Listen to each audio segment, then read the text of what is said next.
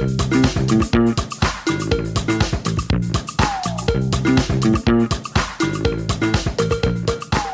is Reasons to be Cheerful with Ed Miliband and Geoff Lloyd.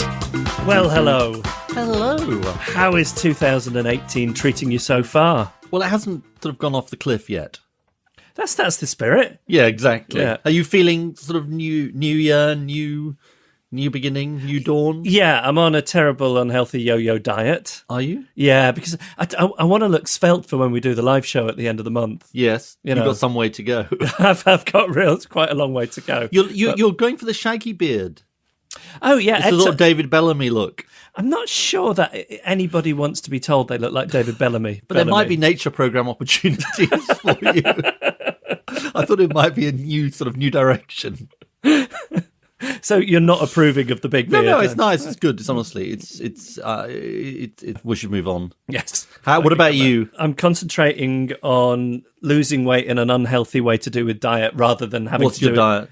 It's basically chewing gum and protein balls. That's why you're not having any lunch. Yeah, that's why I'm not having lunch today, yeah. Because I think rather that than do exercise, because me and exercise aren't a very good fit. I don't do well with any kind of physical exertion. Just walking, honestly, you can just go walking around the streets. You think I should take out the stand-up In fact, I was stair actually quite annoyed because our podcast, had a rip-roaring beginning to 2018, but unfortunately, it was out-rip-roared by the NHS.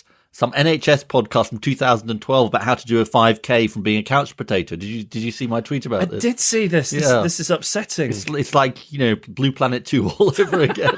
So you're we're being denied the last number year's one enemy spot. was David Attenborough. Yeah. Well, no, last he's not the enemy. Enemy was David Attenborough. No, this year's enemy is the NHS. No, definitely not. But you get my general drift. Now I've gone walking. So you are exercising then? Yeah, I've got one of these watches that tells you how many steps you're doing, and my children are quite encouraging about doing. It was 11,000. It's dropped because I've had 2 bad days. But so I was on the walk yesterday actually, and it was a slightly strange experience because this woman was sort of passing by, and she was handing out little flyers for a YouTube video. I haven't watched the YouTube video, and so she said, "Oh, would you watch my YouTube video?"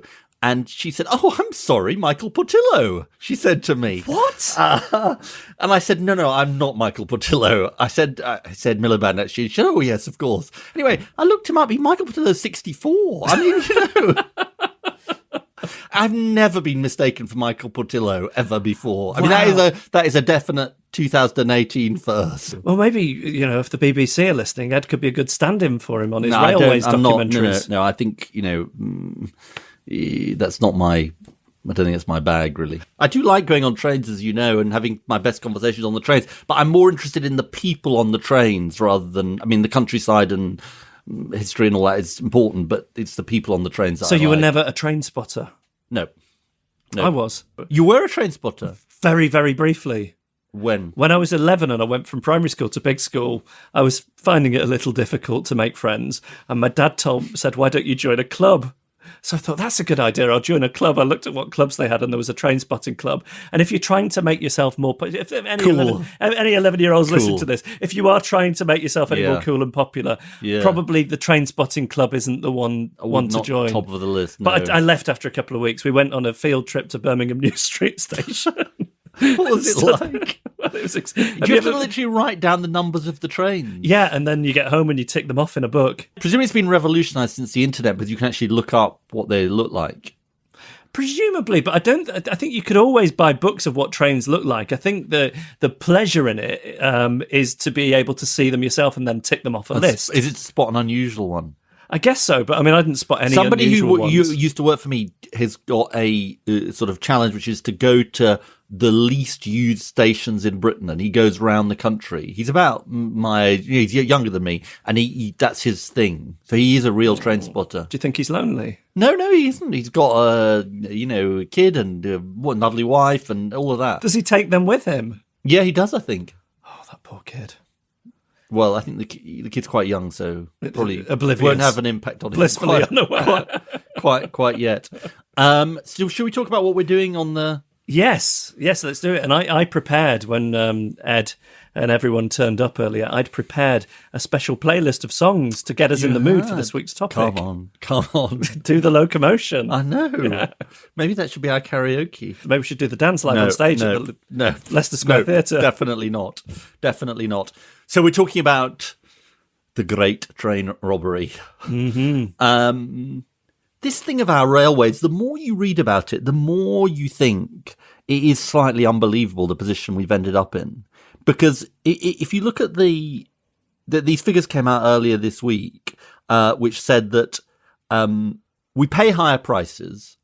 And so, for example, if you want a season ticket from Chelmsford to London, you pay 13% of your average income, or an average income. And that's compared to as little as, these are TUC figures, 2% in France, 3% in Italy, 4% in Germany, 5% in Spain and Belgium for similar journeys, similar length journeys. So the prices are high, and actually that's borne out by the latest, like the European Commission does these comparison figures. We've got the second highest prices among European countries. So you think, okay, who's the highest out of interest? It looks like the highest is Austria. Right. So we've got high prices. So you think, well, maybe that's because we have low subsidies, but we've got the third highest subsidy in the whole of Europe. So the taxpayer is paying among the most of any European country, and the passenger is paying among the most in any European country for this system that, lots of people have lots of complaints about the, quality of the service, the number of carriages, having to stand up, all of that stuff.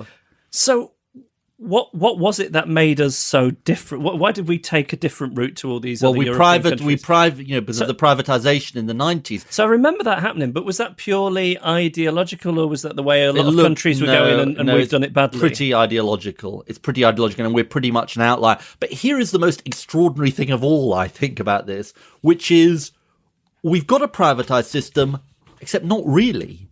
Let me just read you the Daily Telegraph, that well-known left-wing rag, what they wrote just after New Year about this.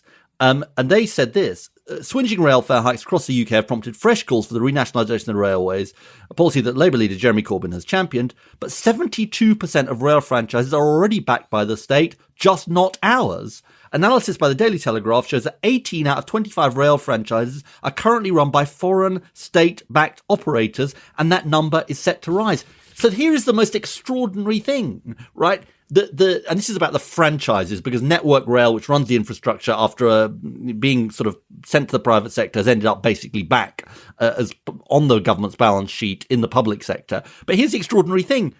The government's position is essentially, no, we can't run the railways ourselves with a state-run company. We'll just get other state-run companies from other European countries to come and do it for us. And if they make profits, they plough it back into their railways and their system, right? That is the situation. So most people, I think I'm right in saying, or at least most franchises in the UK are basically nationalised systems. They're just other countries' nationalised systems, not ours. So why aren't they better then, if these people are running the trains so well in their own countries? Well, I mean, look, that's what we've got to find out. But presumably it is part of, I think it's got to have something to do, and we'll talk about the solutions to this, but it's got to have something to do with the nature of our franchising system, the nature of the way our system works.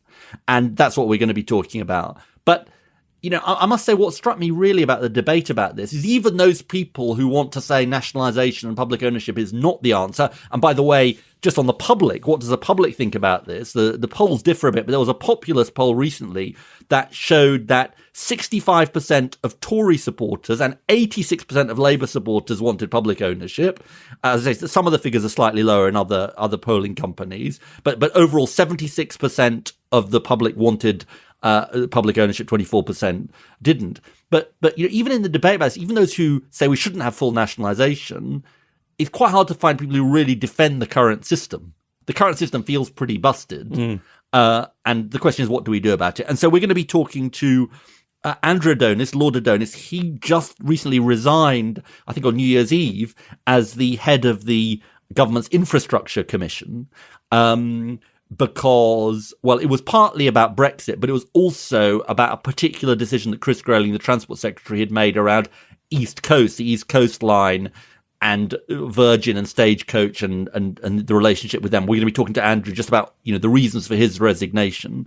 He's a former transport secretary. Then we're going to be talking to Anton Valk. Now, he's been a big player in the Dutch railways. He then ran Abilio, which ran some of our railways on behalf of the Dutch railways, the nationalised Dutch railways. So just getting a perspective from him. And then we're going to be talking to Nicole Badstuber, who is basically an analyst and expert on these issues, who works in the University College London, about what are the solutions. And that's where we're looking for reasons to be cheerful. I suppose there's reason to be cheerful in the way that the public are open to different solutions and state funding. And there's reasons to be cheerful in how they're doing it in other countries, right? Yeah, and I think we've got to learn from other, eventually you can't keep doing the same thing and sort of, not looking beyond your shores. You've got to think, well, why are other countries getting it right and we don't seem to be getting it right? When I head back up north to visit my family, it's generally Virgin trains, who are okay some of the time, but sometimes it's like the evacuation. You can't get a seat. They decommission all the bookings. Like the heating or the air conditioning often isn't working. And the toilets, Ed, they have these very annoying signs which say things like "Don't flush your goldfish" or down the toilet, ex-boyfriend's sweater down the toilet. Yeah. And I find that very irritating. Why? Because you'd taken the goldfish onto the train specifically for that purpose. There goes the goldfish. You thought, damn! I just think as a brand, my attempt to murder the goldfish has been stopped. Stop spending your money on your brand having a personality and try and have it on the trains running a bit. They always seem to run out of food. I mean, lots of people have lots of complaints about the trains. The other thing about this is the ticketing of these different franchises. I mean, I think one of the things that is really bad is you can look at the price per kilometre and all that, and I said they're quite high, but it's the nature of ticketing and trying to, getting a decent deal, people find incredibly hard, particularly when you're going on a journey that involves more than one operator. Yeah. And, people have to kind of stand on their head, buy 3 single tickets, etc., in order to get a decent price quite often. No wonder people have pretended to be asleep when the ticket inspector comes around. And people are exactly, or hiding in the toilet with their goldfish. But you were about to flush down it. But the I don't really approve of flushing goldfish down the toilet, just for any goldfish lovers who are out there. But the not if they're alive anyway. You do think. I think even if they're dead, I don't think it's antisocial. But it should have a decent burial, the goldfish. Where's your heart, man? But I would say that we're quite, the figures from the public show this. I mean, people are pretty fed up with the system, aren't they? Mm. Well, it's my sense. Lots to be getting into. Now, tell me, and we should, and maybe we'll also put up a link to my Spotify playlist of train songs. Yeah, we should definitely do that. Should definitely do that. Tell us who else is coming in. Yeah, also coming in to pitch ideas, which could be potential reasons to be cheerful. We have comedian Ahir Shah, who had a big hit show in Edinburgh last year. It's called Control, and he's quite brilliant. He sort of had lots of thoughts about Brexit in his show and the sort of generalisation of Brexit voters and so on. And he's really funny, so he'll be joining us later. Fantastic. What's your reason to be cheerful? I'll be honest, I barely left the house this year. That's a reason to be cheerful. Yeah, so there we go. There's mine. So a lot of it's just been watching TV, and maybe we should go for walks together. Do you fancy it? Maybe I should sort of maybe I should become your personal trainer. But we'd have to stop every 10 metres while somebody had their selfie taken with you and doesn't want me in it, which isn't going to be good for my already poor self-esteem. Yeah, no, that's true. I'd be very nice to you. Anyway, sorry. So you didn't leave the house. Barely left the house. So as much as a reason to be cheerful as I have is probably binge-watching Black Mirror. Ooh, on the telly. I've not seen Black Mirror. Have you never watched any of it? I wonder if it might be a bit bleak for you. It's famously, it's almost like a modern Tales of the Unexpected. It's these dystopian tales written by Charlie Brooker. I want something sort of cheerful. Yeah, it's not cheerful. A couple of the episodes I think are quite beautiful, and there's a lot of humanity in them. But Charlie Brooker, who writes them, he is such a genius. Doesn't it make you feel quite bleak by the end of the I feel quite bleak anyway, so it's nice to just see that reflected on the television. That's interesting. Yeah. How about you? Do you have a reason to be cheerful? I do, and it sort of relates back to our Christmas episode. So, you do that sort of clearing up thing after Christmas. I had the box of Class Struggle. The box was a little bit torn and everything, so I thought we'll sellotape up the box, make it sort of a bit nice for the very nice people who sent it to us. And I sort of sellotape it up, sort of get it ready to sort of send off back to them, not as good as new, but sort of basically in the condition we found it. And then my son Daniel saw it and was like, Class Struggle, I want to play that. And I was like, well, I'm supposed to be returning it. And he said, no, I want to play that. So we went for said walk. And he said, I really want to play Class Struggle. I mean, basically, it just goes down the generations. The cycle continues. I know, exactly.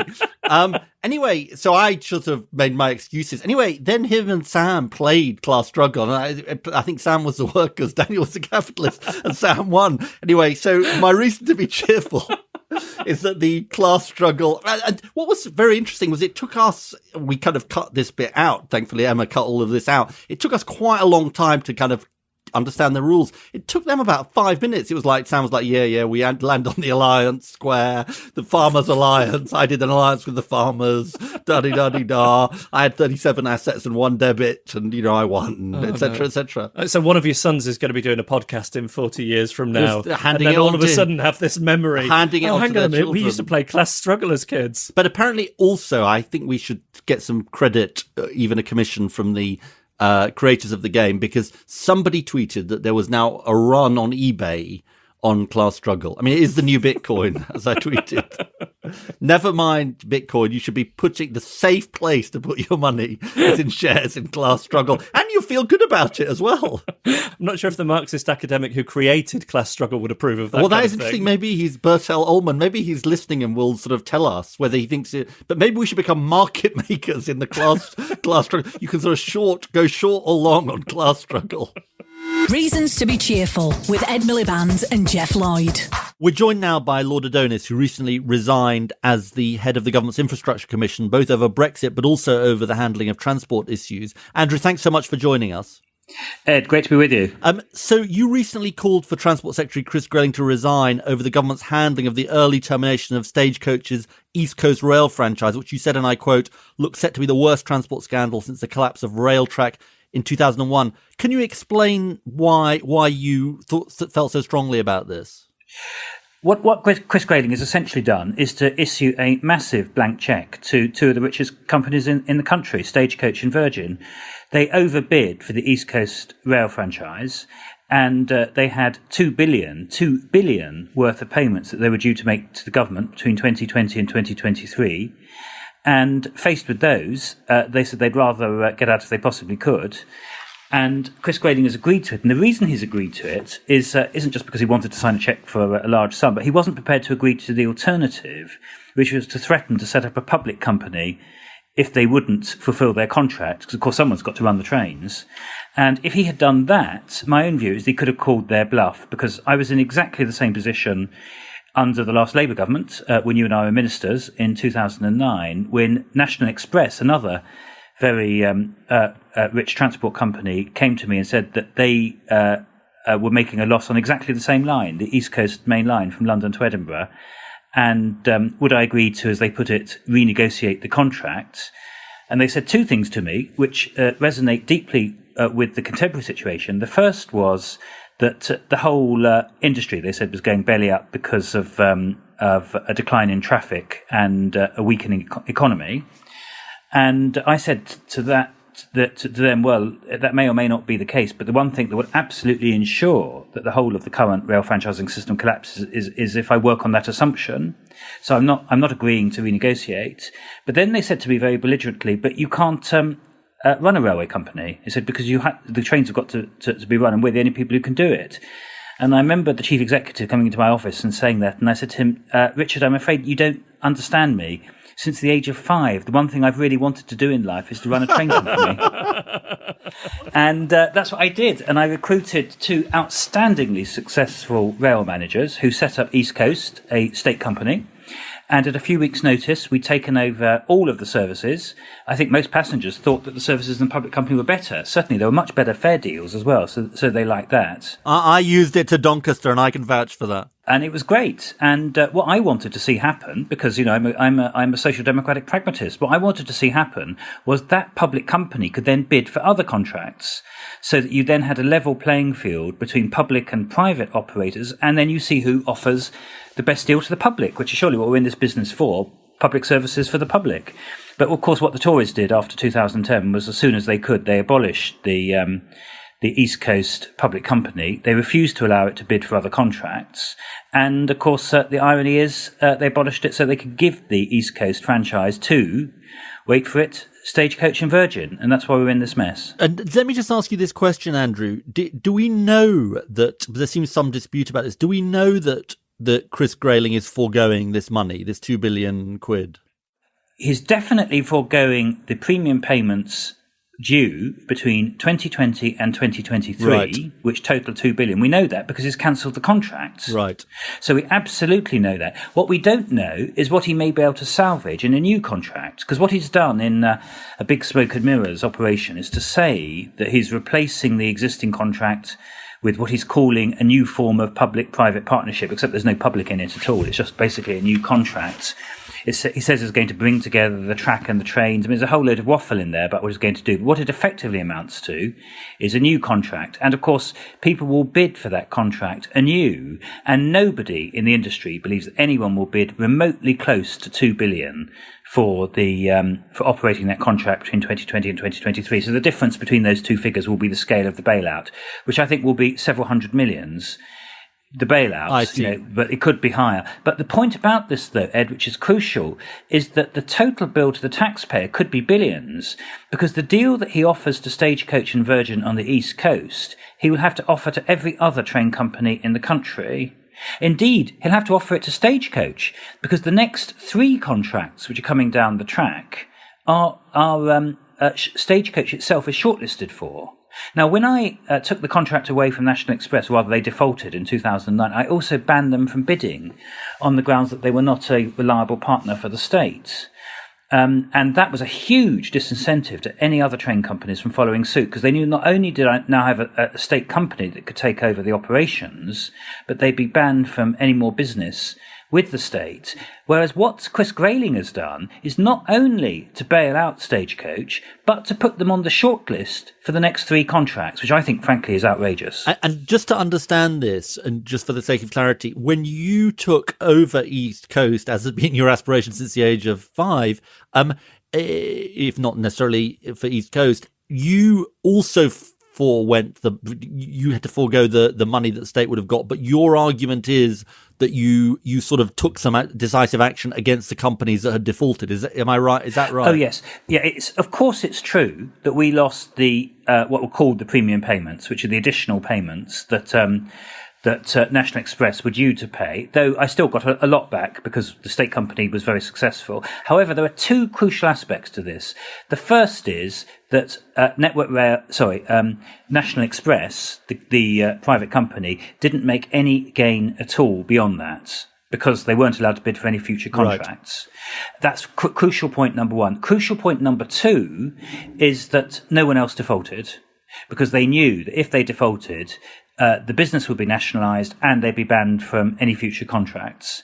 Now, in the context of the post-2008 recession, that was, I held the line remarkably successfully, and it was very tough action by that Labour government that did it, because what I was being told, including by some of my officials at the time, was that the whole franchising system was on the verge of collapse because all the companies had overbid for their contracts. Indeed, the great irony is I was told that the next company that would be wanting a handout, if I gave one to National Express, was going to be Stagecoach, which was in a very tough situation with one of its franchises at the time. But after I had nationalised the East Coast franchise and banned National Express from bidding again, no one else defaulted. And let me ask you this question, Andrew. Sorry to interrupt. What is your experience then of having run East Coast in the public sector? Because in a way that was quite as you implied, a sort of quite a big experiment. What do you think the verdict is on that experiment? I think it was a hugely successful experiment, and the verdict I draw is that successful public companies should be able to bid alongside private companies. What I think should have happened after 2010 is that the East Coast company that was extremely successful, had very talented managers, also managers very committed to public service, which is part of the reason why they agreed to run those companies at a fraction of the salaries of the private train operators. If they'd been allowed to bid for future contracts, my view is that now, in 2017, probably half of the rail services in the country would be run by public companies and half by private, and we'd be getting a much better quality of service, a much better deal for the passenger, and probably the taxpayer too. Just to pick you up on one thing, and something I mentioned in our introduction, there is, of course, a huge irony here, which is that I think I'm right in saying that 75% of our rail franchises have some kind of state involvement. They're just foreign firms. That's completely right. Yeah. I mean, you've got the Dutch, you've got the French, you've got the Germans. Exactly right. And of course, the Chinese told me that they build HS2 completely. So, there's no shortage of foreign governments that are perfectly happy to pitch into what they see as a very lucrative British train market. Now, just sort of kind of going to the bigger picture for a second, which you've taken us to, the thing that we're trying to get our heads around is this, which is when we look at the figures, our rail has one of the highest subsidies in Europe alongside some of the highest prices in Europe. So it looks like it's not going very well. Is that right? And what do you attribute that to? Well, we have one of the most expensive systems to maintain in the world. I mean, particularly the commuter routes coming into London are incredibly expensive to maintain. They're some of the most intensively used pieces of rail. Indeed, Waterloo is the second busiest railway station in the world. I think only Delhi is busier. And the tracks on the main lines coming into London are incredibly intensively used and very, very expensive to maintain, not least because this is very old infrastructure. Most of this infrastructure was built in the 1840s and the 1850s. So it is true that our costs are higher. Now, there is a big debate in the rail industry about whether our costs are excessively high, because our costs are much higher than other European countries, and they're particularly high when it comes to track renewal and replacement. Building new track in England and replacing it is incredibly expensive. Now, part of the argument which there is out there about that is because over the last generation we lost so much of our engineering expertise, not least with the breakup of British Rail when it was privatised in the 1990s, that drove up costs. And I think that's true, because if you look at the history of cost escalation in UK railways, the massive cost escalation came with privatisation, because what happened was, I think there's a good case for having competition in railways, regulated competition, but the huge mistake of the ideological privatisation of the 1990s was that British Rail was banned from bidding for franchises, banned from bidding, and dismantled as a company. And as a result, a whole generation of engineering expertise was lost, and most people see the big escalation in costs as dating back to that time. Let me go to a slightly wider argument, Andrew, which is those who say that it would be better for coordination, ticketing, sort of the taxpayer, the rail passenger, not to have every service in public hands, but to have basically the main intercity services. You could imagine a sort of a kind of different system for the more local lines, but the benefits you get for coordination are sort of outweigh the kind of what some people would see as the questionable benefits of competition with all of the problems that you've exposed in relation to the East Coasting. How do you respond to that? I want to see what is the best deal for the passengers and the taxpayers. And it certainly lies in having public operators who can compete fairly. Now, whether those public operators would then, in a fair competition, win all of the intercity contracts, I don't know. It's quite telling that in France and Germany, where they also have competition for what are essentially franchises, SNCF and Deutsche Bahn, the two state companies, they run the intercity services, but there are some other operators that run local services, so that might well be the result. I wouldn't want to preordain it before. What I would want to do, though, is to have some very strong public operators And where they offer the best deal, we go with them. Now, if you were starting on the East Coast, that is the second most important intercity line in the country. The most important is the West Coast main line that links London, Birmingham, Manchester and Liverpool, which is even busier. And I think you would I'd be surprised if you didn't end up with state operators taking on both of those lines. So you'd have the core of the intercity network in the hands of public operators, and having them integrated, I think there's a lot to be said for that, because they're exceptionally busy and the issues of coordination on those lines are exceptionally difficult. So I suspect we're not far apart, actually. The only thing I slightly balk at as somebody who wants to see the best deal is if you announced in advance you are gifting these lines to a public company, then you don't give them much incentive to be efficient and improve the quality of service. So I quite like the idea of keeping them on their toes by saying that once every 10 years or so, you'll test the market. And if somebody can come along and credibly offer not just a somewhat better deal, because there's a disruption cost from changing operator, but a very much better deal, then you'd be prepared to look at it. Okay. Andrew, thank you so much for joining us. I can vouch for the fact that you are a massive train enthusiast. I think you went on a big, long train journey as Transport Secretary all around the country, didn't you? I did that, and I did it on a second-class Rover, which cost, from memory, £300. Well, that's quite And good. the first thing that the train companies did, because I'd advertised it so widely, was that they doubled the price. So maybe we should nationalise the Rovers too. That tells you a lot. Andrew, thanks so much for joining us. All the best. Bye. We're joined now by Anton Valk, who was CEO of Abellio, which is the British version of the Dutch Railway, if I can put it that way. He was also on the board of the Dutch Railway, which is publicly owned. Mr. Valk, thank you so much for joining us. Okay, nice to be there. Just tell us, first of all, something about the Dutch system and the way that it works, in your view, whether it's a good system. Yes, I think the Dutch system works. And the first thing is it's difficult to compare different rail systems to each other because they all have their own challenges and their own issues. And I think that's what I learned in the past. The Dutch system is that there is NS is a separate company. It's a company which is owned by the Dutch government, but it's a separate company with its own balance sheet.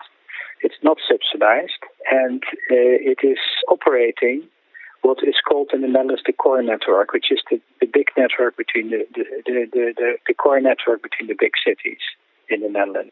And NS is operating that core network, and the government decided a long time ago, in the time when privatization was on, that it was not good to split the core network, to keep it as one big network, and therefore it's not suitable for franchising because it's such a big network, it would be such a big franchise, and it would be simply one operator only. So the government didn't want to split it. They kept it intact, and they had one operator, which was in this case NS as a state-owned operator.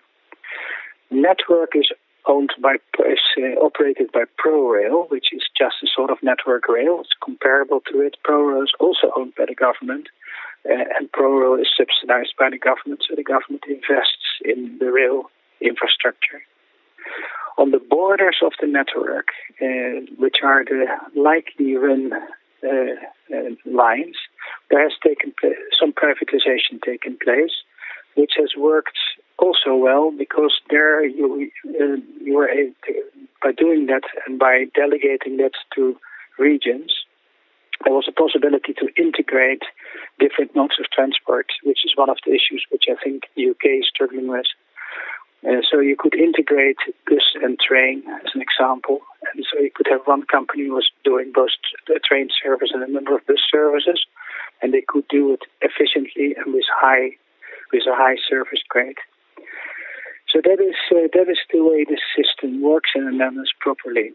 And just on the core system that is in public ownership, obviously Britain went down a different road, which was private franchising. What are your reflections on whether the public sector, because you've obviously got a business background, whether the public sector can do this efficiently? Do you think it's worked in the Netherlands? I think it worked in the Netherlands because NS is not run as a public company, but it's run basically as a private company in public ownership. That's the difference. So if you look to, I come to my personal view on this, I think government, because of the big economic and social effects of the railways, in my view, is responsible for the railways. I mean, at the end, governments And that's of course is a political vision. But if you say government is responsible for a railway system because the economic and social effects are so big of it, and you don't leave that to the private sector, and again, that's a vision which you should have or not, then still it is the question how you run railways most efficiently. And that's the question you can pose then. How can you do most efficiently? And that depends, of course, on the sort of railways and the sort of problems you have, the sort of challenges you have for railways.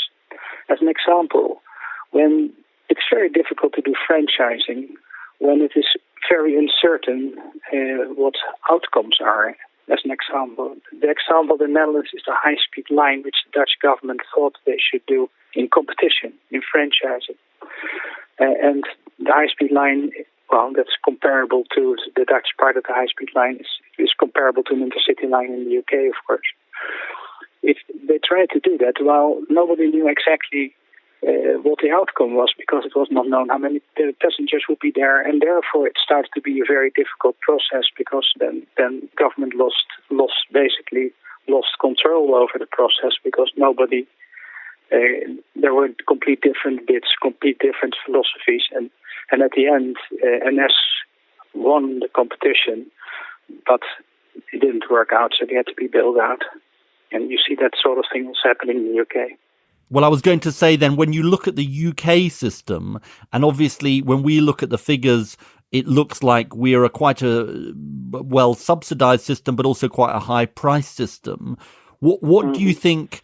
What do you think are the problems in the franchise system that we should be fixing? Well, I think as an example on franchise like East Coast, the risks are so high for franchisees that either, and you cannot afford as a government to let franchisee go bust every time. Well, you can do it, but politically that's not acceptable. So you have to weigh those things. And there is a very sophisticated system in the UK of support and that you top off income and support. So you create a very sophisticated system. In certain cases, it works fine. I think the Northern Rail, which Abellio won and Abellio has operated, I think we have added a lot of value to both the taxpayer and the passengers. We improved the system. We worked on a long time. But if you have very high risk franchises, or you have high investment franchises with new trains and everything, I don't know if the current system is working properly in the UK. So would you then, and I know it's a personal view I'm asking about, you would be supportive, would you, of a more publicly owned system in the UK, at least for those kind of high risk areas? Well, I can imagine that there is more that the government. I'm not trying to lead to something. I think the UK government has to do that. But I can imagine that when that's too high risk systems, too high risk franchises do not work, and I can imagine that the government has to find other ways. I think franchising is a means, just like public-private partnerships are means to an end, and that means should bring benefits at the end, which are financial and economic benefits. And if it doesn't do that, as apparently this month in East Coast, it starts to be difficult again for the third time, then you have to think about how to solve that. Mr. Valk, thanks so much for joining us. Okay, I hope I helped. Listening to that interview, we've got Nicole Badstuber, who is a transport policy researcher at University College London. Nicole, thanks so much for joining us. Thank you very much for having me. You listened to Andrew Adonis talking about the situation with the East Coast franchise. Do you think that highlights some of the flaws in the current system? Yeah, I think Andrew summarised them pretty well. I mean, one of the big ones he touched on there was the risk and how ultimately the risk is still held in the public sector because the government can't really allow the railways to fail, so that a private operator always has the option to just leave. He also highlighted the sort of problems with the franchise contracts, which is that often the lowest bid is just accepted and the operators put the premiums at the back end of the franchise. So a franchise is 5 to 10 years and they'll say, oh, well, we've got some teething problems at the beginning, but we'll pay you higher premiums at the end. And then they realise, oh, maybe we overbid for this contract, so we're just going to leave. And then the government doesn't really have the option to just let it fail. Did they take profit out in the meantime? Yes. Right. I mean, one of the big problems as well is that you actually don't have that many bidders at the moment. As this is sort of going on in the last 2 decades, there's been fewer and fewer bidders for the contracts because they have been more tightly regulated and the profit margins are lower. And so this idea that competition will provide better services for the passenger and cheaper services hasn't really materialized because there is no competition. We were talking earlier about the way that we ended up with this system was because of ideological privatization. So how has it developed differently in different countries? How does our system compare to other European countries? Well, the UK is unique in having gone through this privatisation experiment for the railways. And what it's set up is this sort of tripartite setup, just to give the listeners an overview. So you have the train operating companies, which are the sort of brands you'll be familiar with, and they run the services, but they don't own the trains and they don't maintain the track. The trains are owned by companies called ROSCOs, rolling stock operating companies. Rolling stock is what the sector calls trains and carriages. So they own them and they lease them out to these train operating companies. And then we have Network Rail, which is in charge of the infrastructure. This creates quite a fragmented setup. Most other countries have broadly maintained the sort of national railways that they had. There has been some EU law which has required separation, or at least in divisions or in units within an umbrella company, to separate track and operations. But broadly, all these companies do exist. So Deutsche Bahn in all of the equivalent countries. And as I believe you've mentioned, they also operate a lot of our railways here. I think one big argument that the advocates for privatisation use, or that ATOC, which is the Association of these train operators, uses, is looking at passenger numbers and that they have doubled since their privatisation since the early 1990s.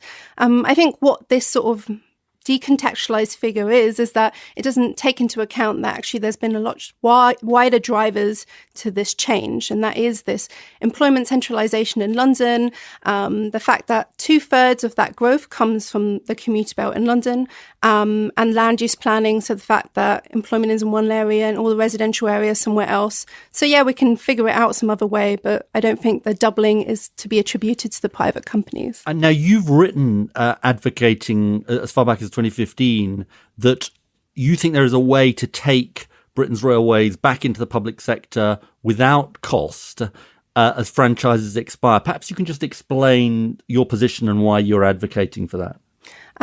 So basically the government could at a very low cost take back the franchises as they expire.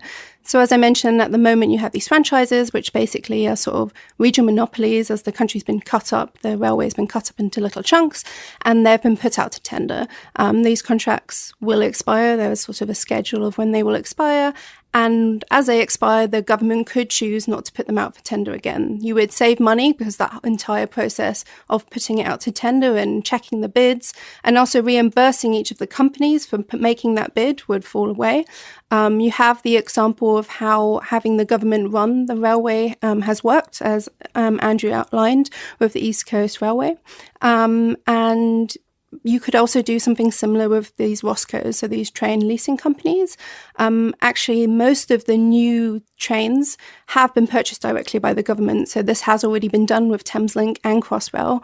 And in the next few years, 75% of all the new trains will have been bought directly by the government. So there is precedent there, and there is a clear path where how this could be achieved without them having to buy out all of the companies. As well as waiting for these franchises to expire, they could, as the companies fail to, meet their commitments, decide to claw it back. So something like Southern or East Coast, the government could have chosen to take it back. And what do you think the advantages would be of having that system where you have a public operator of all of these major intercity networks, as opposed to a competitive model whereby the public sector and the private sector can bid, which was sort of what Andrew was advocating, although he kind of was verging on the first, but also kind of setting his stall by the second. I mean, I guess my main argument for why it should be in the public sector, I guess is best framed by this question of why should we be providing transport? Why should we be providing rail transport? And it's not to be making profit. It's actually to achieve wider social policy aims. So whether that's promoting social mobility or better access to education, to support health services by actually enabling people to access them. And so transport is only a means to an end. It never should have been a policy objective in itself. And so the current system is set up to just provide more and more transport without consideration of whether that transport is needed or addresses the objective of wider social policy. And so the only person the only institution that I can identify that is best placed to have that holistic view and has that breadth of responsibility and therefore can assess the value of making the decision to subsidize transport in certain areas or certain transport, for instance, nighttime transport, is the government, because they have other means and mechanisms by which they can capture that value that is being created elsewhere in society or the economy. And so the current structure that we have, which is neither private or public, has these incentives where it's just to drive more and more transport or more profit. It doesn't capture those social returns, and therefore I think the main argument would be that is the reason. So these social returns, capturing them and seeing transport as a means of achieving wider policy is why it should be run by the public. And just to get a bit more technical for a second, there's this concept, isn't there, the economists have of natural monopolies. Just explain to people what a natural monopoly is and sort of whether it, in your view, applies in this case. But some people say, well, there's lots of good benefits of competition.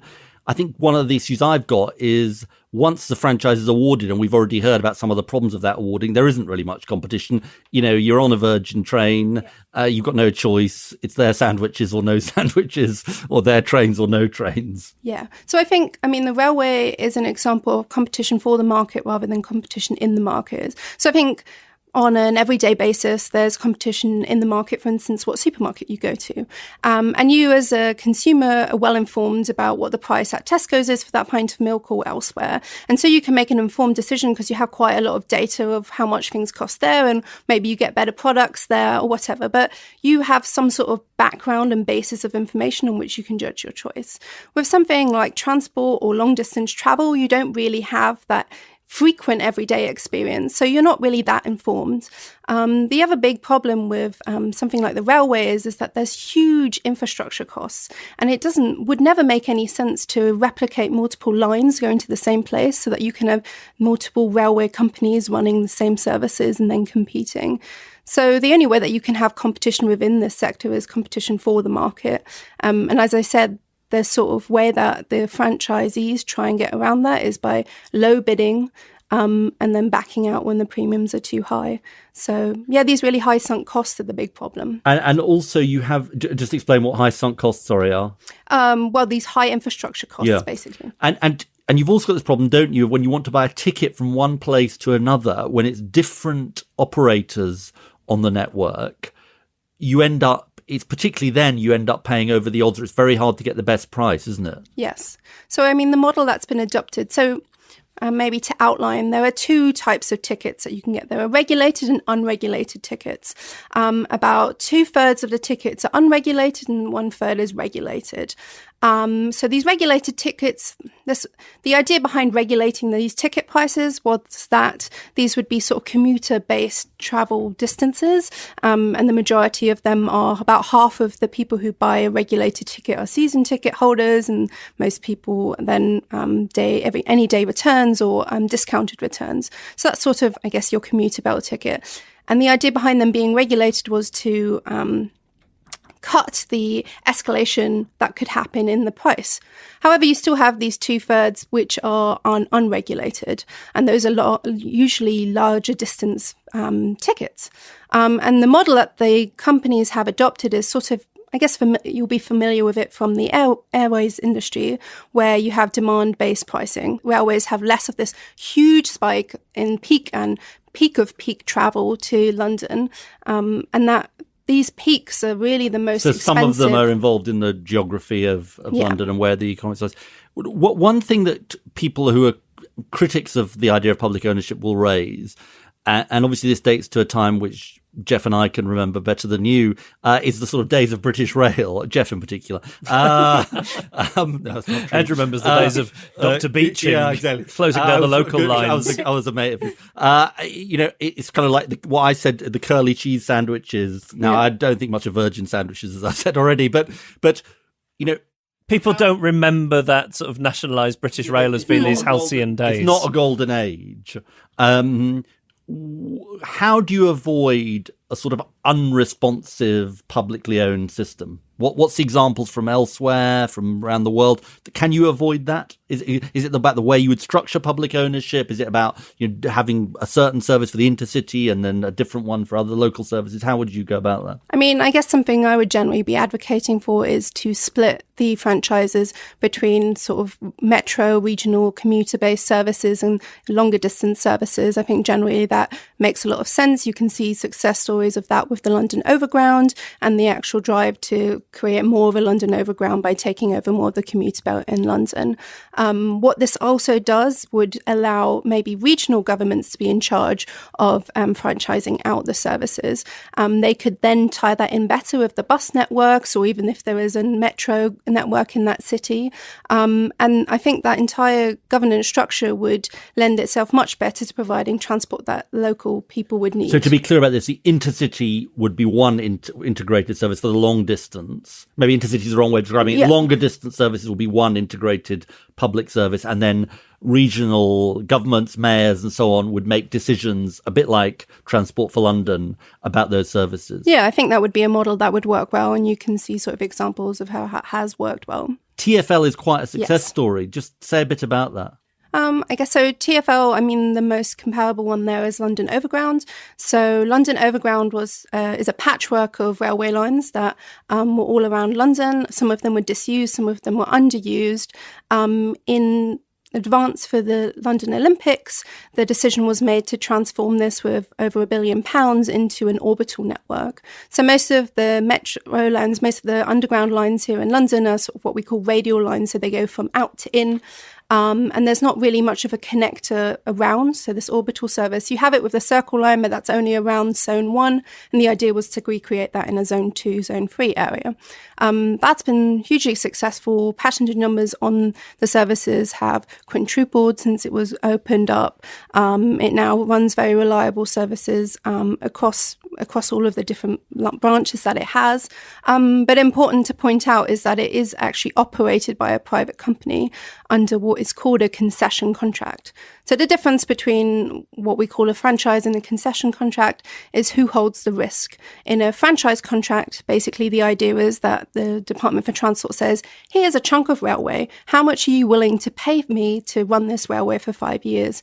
You'd be expected to estimate what the passenger numbers were, how much you would get from income. That's what happens at the moment. Yeah, that's what happens elsewhere. And it doesn't really work, basically. It doesn't really work because basically as soon as their income is lower than what they expected, they back out. You sort of privatise the gains and socialise the losses, basically. Yeah, basically. So, yeah, it's they win if they win and we lose if they lose. Yeah, so that doesn't really work so well. So the TfL model is this concession model. They say, we want you to run so and so many trains for such a period of time because we're expecting demand to be this, and we're going to take on the revenue risk. So we're going to collect the revenue and just pay you.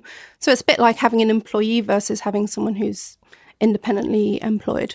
And so those are the two models. I get it, but in a way the risk seems like it's always on the government if the franchisees are going to be backing out. Well, yes. I mean, I guess that's sort of the point I was trying to make right at the beginning was because it's too big to fail, because the government can't actually let the services not run, the government has to pick up the pieces even if they do back out. And sort of I'm in danger of taking us right into the weeds here. But some people, including I think one of your colleagues at London Reconnection, makes the case that actually the problem isn't the private sector here, or I don't want to caricature it, but the problem may not be the private sector. It may just be the quality of franchising. But you don't sort of buy that argument, really, do you? Think for these long distance networks, the public option with the coordination, all that is better? Well, I mean, I think the governance structure that we have at the moment is completely flawed. I think you could have had a better system if you had better contracts.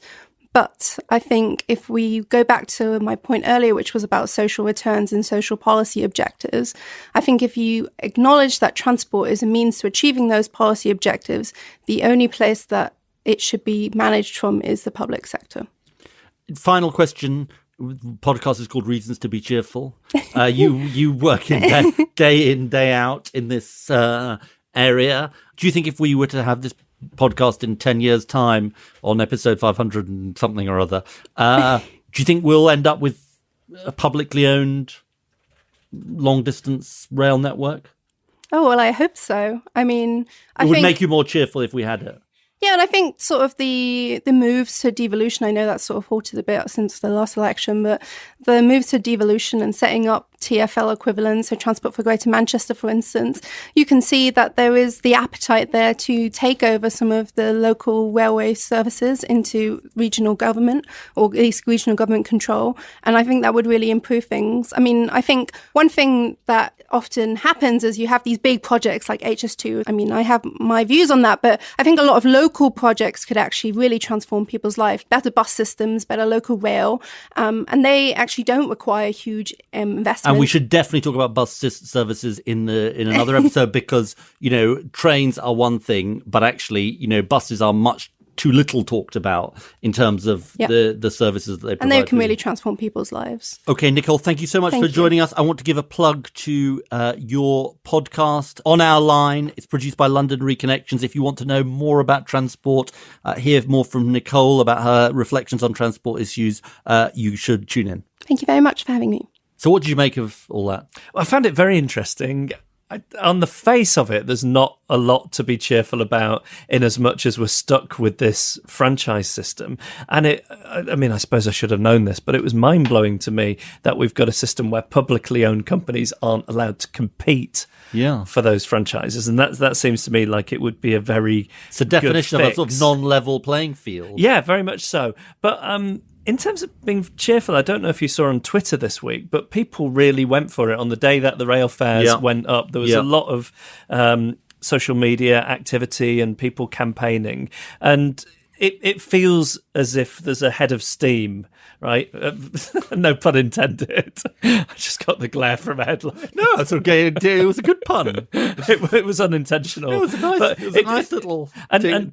And with nationalisation... Tickled my fancy. Being such an unfashionable word, it's interesting that the public have a will for it in respect of the railways. Yeah, I mean, we had this email which I wanted to mention from Jess Ennis. I don't think it's that, the Jess Ennis.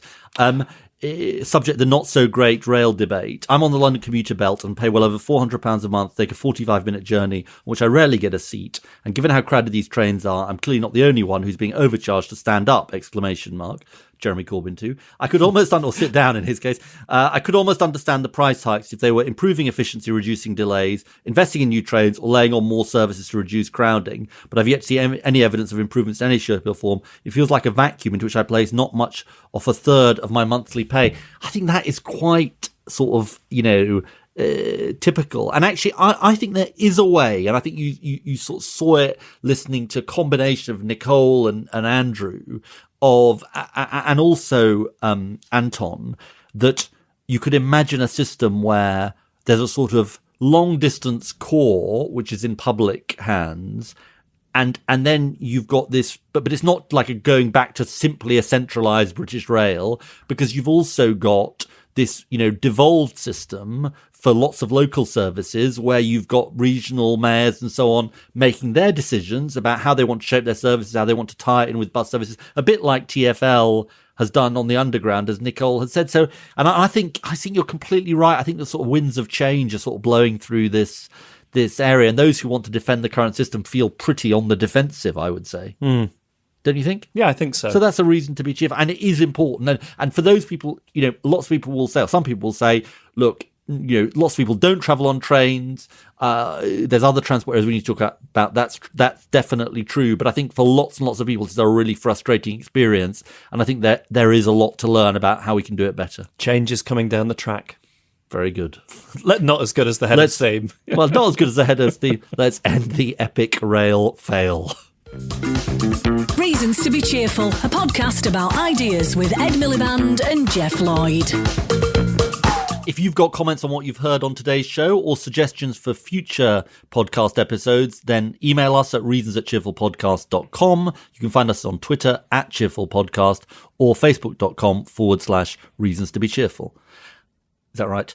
It is right. Good. I'm starting to feel redundant. No, you're certainly not redundant. We've had lots and lots of emails in a sign of our increasing popularity, or maybe people had a lot of time on their hands over Christmas. So we've got kind of a lot to get through. I wanted to go back to episode 12 because Chris Rhodes wanted to go back to episode 12. He wrote this: "Hello, Ed and Geoff. In episode 12, Ed referred to the justification for progressive taxation being that, quote, those with the broadest shoulders should bear the greatest burden. What do you think of Ha-Jun Chang's suggestion?" Ha-Jun Chang is an author, "that the concept that tax is a burden, which therefore by definition needs to be minimised, is itself a myth, perpetuated by using such language such as burden to refer to tax. In other contexts, we don't necessarily refer to transactions as burdens when we perceive that what we receive in exchange is good value." I think that is a fair point, Chris. I mean, that phrase I use is a kind of well-worn phrase. About those with the greatest shoulders should wear the greatest burden. But I think part of the problem we've got in our society is that tax is only seen as a burden, not as a price you pay for a good society, or sort of what you pay for a good society. So I think he's sort of hands up. That's a great point. Maybe I'll go away and read some, what was he called? Ha-Jun Chang. I think 21 things you didn't know about capitalism. I'll put it on my reading list. I've got a birthday coming up in April, if you're thinking. People always say I'm very difficult to buy for. It's in the calendar. Okay. This comes from Daniel, who says, "I always learn something from your podcast, and almost always something applicable to my own life crops up." It says, "Loneliness is an issue that doesn't garner the attention it desperately needs. I'm only 20, but that feeling has come to define much of my experience in 2017. It tells us a lot about his own story. And then says, "I want to thank you for highlighting this problem on your recent episode, especially at this time of year.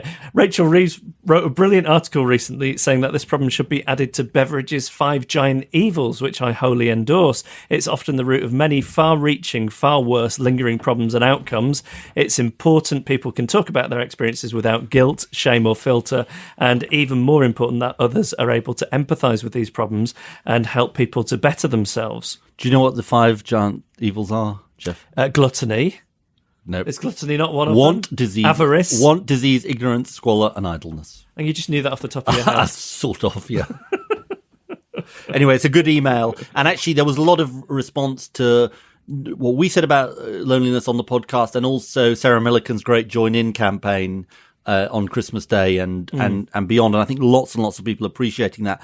Another one that relates to the Christmas episode, I can hardly believe this one. It comes from Lydia. "Merry Christmas to Ed and Geoff.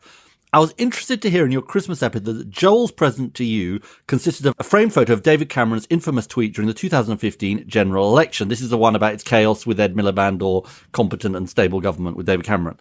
I don't know if Joel was aware of this when he presented it to you or whether it was his intention, but he's actually given you something in common with Mr. Cameron. As a little bird has told me, Mr. Cameron, also in capital letters, has a framed copy of the exact same tweet on his own wall. No. I can't. No. I mean, that is a story if that's true. Text and him. Like you, he apparently... Send him a text and ask him. And like you, he apparently has put it in pride of place over his mantelpiece.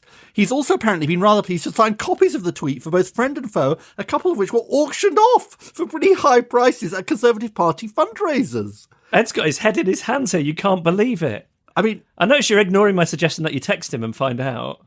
Yeah. Well, I don't have his number. But well, there we go. But there you go. I mean, because somebody who's listening, maybe in the journalistic community, can tell us whether this is... Let's do some ferreting and find out whether this is true. That would be wonderful if it's true. Well, wonderful is one way of putting it. Right. What's next? Next one is from Ben Harwood, who says, "Dear Chuckle Brother 1 and Chuckle Brother 2, brackets the more introverted one, Chuckle Brother 2, to me, to you. You don't know your Chuckle Brothers, do you? No. I thought I'd let you know that I'm on a mission to convert everyone I know to the world of the Reasons to be Cheerful pod. RTBC. Yeah. As with everything in life, there have been some successes and some failures. I've listed them out in order of success below. Fiancé, fully converted, bought us tickets to see your London live show for Christmas. Best present by far. Dad, still not totally forgiven Ed for 2015. Says that he prefers Pod Save America. I think you prefer that, don't you? That's sort of. Ed's a super fan. He couldn't get tickets, but he's going to go and stand outside the stage door. Work colleague 1, looks sceptical, said he'd give it a try. Sounded unconvinced. Work colleague 2, self-declared as a Tory, which came as a shock. We're obviously not speaking now. No, but we've got good Tory listeners. Yeah. So, you know. We're crossing the divide. Exactly. Yeah. Mum, still no interest in podcasts in general. It's not personal. I see potential for growth with the mum, though. Yep, definitely. It's not a no, is it? No, definitely. Sister, who is Ed Miliband? So you know Ed Miliband. Looks a bit like Michael Portillo. I don't think this email's great for my self-esteem on balance, actually. Ben finishes with, I'll keep trying and let you know how I get on. Once you convert more than 5 people, do you win a T-shirt? Maybe. Yeah. Maybe. We've got another +1. This is from Rose Fletcher. This was the first +1 we had. I'm a teacher and I recommended listening to Reasons to be Cheerful to my Year 11 class as part of our study of A Christmas Carol by Charles Dickens. One of them piped up with universal basic income would have helped Bob Cratchit. The rest had no idea what UBI was. I recommended the podcast to them. Several actually wrote the name down. Well, that's exciting, isn't it? Good old Rose Fletcher from Carshalton. Firstly, how old is Year 11? Because I still work in the old system. 15, 16? 15. So, you know, we could be making inroads with the youth demographic. Definitely. Secondly, this could be the first step to seeing Reasons to be Cheerful put onto the national curriculum. Now, there is a good idea. Required listening for all pupils. Definitely. I think that's a good marketing idea. So, and then, as well as the +1, and if you do have a +1, we'd love to hear about it. If you found somebody that you've introduced the podcast to, we should get a secret handshake or something. Yeah. You ever in the Dennis the Menace fan club? You weren't, were you? I can tell by the face. No. There was obviously some Class struggle fan some club. Marxist equivalent of the Beano that you were allowed to Exactly. read. But there were Dennis the Nice. there were various passwords and things that you would have for Bean. So maybe a secret handshake, a password for other listeners. I'm not sure. So there's that. We'd love to hear about your +1s. And also we were asking for ideas of places we should come and do They've live been coming in thick and episodes of the fast, podcast. haven't We've they? got plenty so far. Doncaster. Definitely. Which is your constituency, Yeah, definitely. Doncaster North. Manchester, Yep. which is where I was born. And also your wife, Justine. We Exactly. were born in the same hospital. Almost exactly the same year. Is she like you? Is she a flower power child of the 60s? Or She is was like me? 1970, Oh, so actually. she's borderline millennial. So like she's me very then. close to you in age. Yeah. Manchester, Cheltenham, Chester, Brighton, Hurstpierpoint. West Sussex. Aha, Leeds. And here's an exciting one. Ibiza. Yeah, that sounds good, doesn't it? Didn't you go wild in Ibiza I after you did. stood down as leader? I did. Yeah, we could revisit my old haunts. Stripped to the waist, Yeah, blowing on well, your whistle Okay. in the nightclubs. Move on. Bristol, Solihull, Holmfirth in West Yorkshire, Chicago. Yeah. I don't think that came from my It mother-in-law. didn't come from but, mother-in-law, it came from another listener. She would be delighted. The other listener in in Chicago. And Wakefield. So Yeah, now we don't promise to go to all of those places, but keep those suggestions coming in, and we are there'll be more. Our London show is sold out, but there will be more details about forthcoming shows on future episodes. Send us your ideas or suggest a guest for a future episode. Email reasons@cheerfulpodcast.com. Find us on Facebook or tweet @cheerfulpodcast. And here to pitch ideas which could be future reasons to be cheerful, we're joined by comedian Ahir Shah. Hello. Hello. Thank you for coming round. And Cheers for having me. We just had an incredible revelation before we set the tape running. You were encouraged by your dad to go into comedy. Yes. It's the opposite to most people. Yeah, I think so. I think maybe he just wanted me to annoy others. You sure it wasn't a ploy to stop you going into comedy by telling you should go into comedy? Yeah. So he told me to go into comedy, smoke 20 a day. Yeah, exactly. You're on tour at the moment with your show Control. Yes. I saw it, I guess, last year, and I thought it was so good. Do you want to tell people what it's about? Yeah, so basically I wrote a show the year before called Machines, which was predicated on the idea that at the given point in time we were standing on a precipice in history where we were being tugged in equal directions by a positive future of technological liberation and all of this sort of thing, and at the same time the resurgent worst of the reactionary past. And Control is very much predicated on the notion that the past appears to be winning. So I wrote jokes about that and milk. And that's what the show consists of. And so are you somebody who finds it easy to be cheerful about the future, given that then? No, there's no future. It's all done. But I mean, well, I'm 27 now. I turned 27 a week ago. So this year I'm going to sort of redefine my art form and or die. So I don't have to really think about much more. Because it's that age. Yeah, exactly. So I've got 51 weeks to wrap it all up, and then it'll be, you guys can deal with it. So you've brought along some ideas which could be potential reasons to be cheerful. Yeah. What is the first one? So potential reasons to be cheerful for the future. I think that there's a lot achieving completion in 2018. I look forward to Crossrail existing. Basically, I bound my entire conception of the future into large-scale infrastructure projects. I'm self-employed. I have absolutely nothing on. So in order to give me any sense of what's going to be occurring in future, I'm like, right, 2018, we've got Crossrail, that's going to be pretty good. We're definitely going to see the release of Donald Trump's P-tape this year. That's going to be excellent. So there are just these, little things that you got to place throughout the year. Yes. As things that are going to cheer me up. For the P-tape, I'm having a street party. I don't know what. Not a pee party. No. It'll be very restrained. I'm thinking sort of black tie event, get a projector in the middle of Rosebery Road, make sure gather around all the families, little barbecue maybe. Yeah. And then for Crossrail, will you be having a similar party? Crossrail. Yeah, Crossrail will be a bit more of a dressed-down affair. Right. Crossrail is nowhere near as significant as the P-tape. Because you are genuinely a bit of a railways nerd, right? Yeah, so when I heard that you guys were talking about rail earlier, it was astonishingly exciting to me, and then I mentioned moving block signalling, and Ed looked at me as though I was from another planet. I mean, it's really... go on, give us your 30 seconds on moving block signalling. Basically, when Railtrack was privatized in the early 90s, it was done on the promise of the existence of a technology that did not, at that given point in time, exist.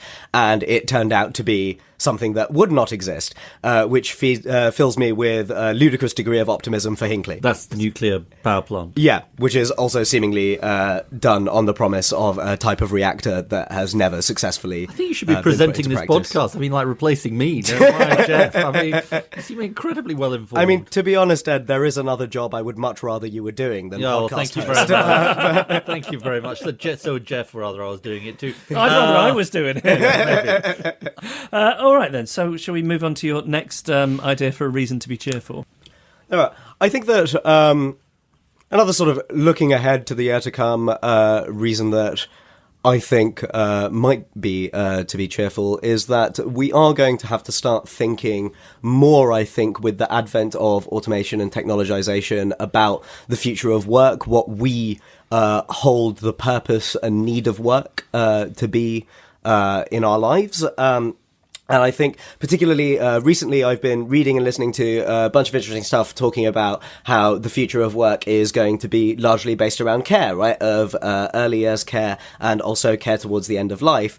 And I think that that's going to be a really positive way of moving society in the future, to not necessarily just be making sure that as many people as possible are focused on 9-to-5 things so that they can continue to sort of financially exist, if not live, but actually thinking about what the purpose of our humanity can be and the ways in which we can work to create a better world together.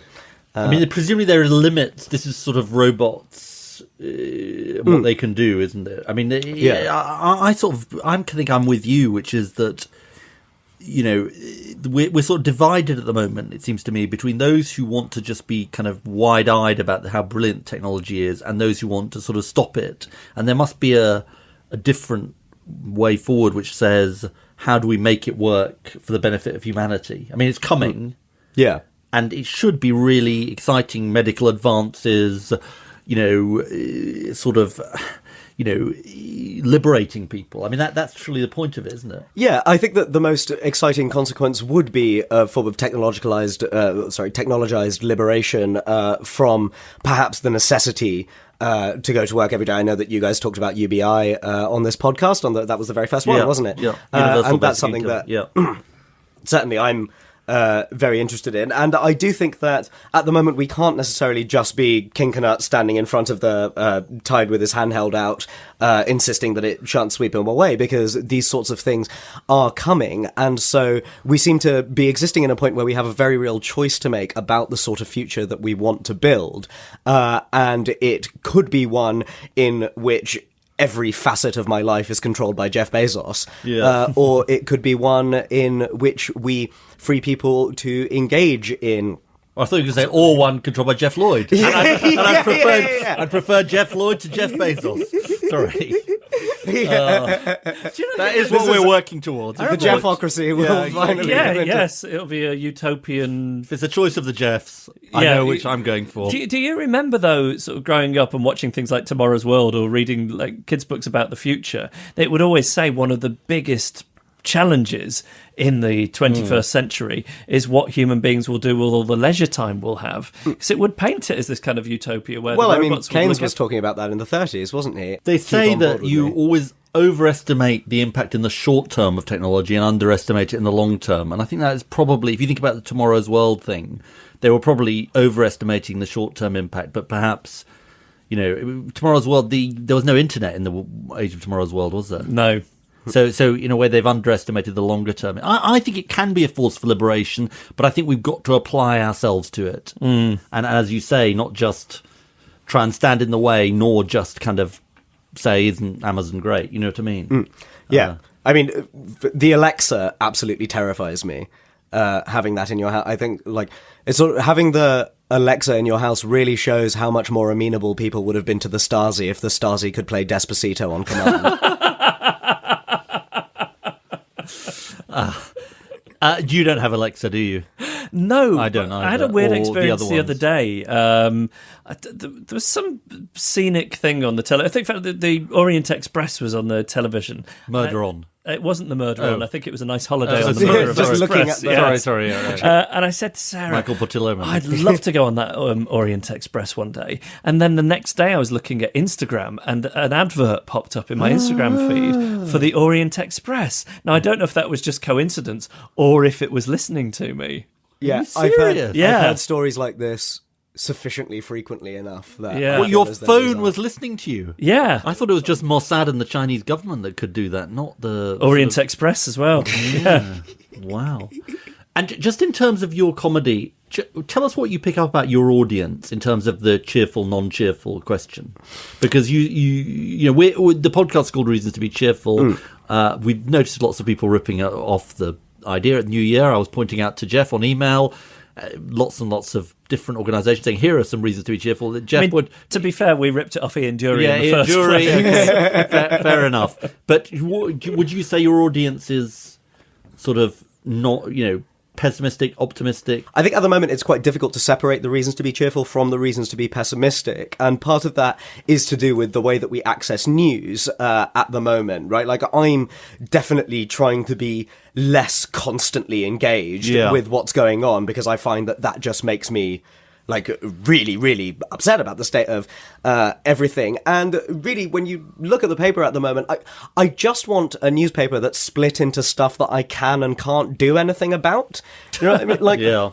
As I feel like there's plenty of stuff going on at the world at the moment that right, these are opportunities to be better and do better for me, for all of us. This could be ways in which we can change the world for the better, right? And then you turn over the page and it's but antibiotic resistant microbes will kill everyone you've ever loved anyway. So that's what you can do. So it is difficult in a sense to remain cheerful, where on the one hand you're going, I could create a better world for my children, and then going, but I better hope they're born with gills, otherwise they're entirely screwed. There were, just incidentally, there was a very, very interesting tweet this week from this guy George Lakoff, who wrote this book called Don't Think of an Elephant, which is about the way Republicans, or conservatives in particular, frame things. And it was basically his sort of guide. I really recommend you looking at it, but it was the guide to Trump's tweeting, and he basically said, which I think is completely unrealistic personally, we should ignore, the media should sort of more or less ignore Trump's tweets because it is a sort of incredibly sophisticated device for framing everything. God, yeah, the four-dimensional chess nonsense. Yeah. Right? Do you not think that credits him with too much intelligence? It's Occam's razor, man. Like,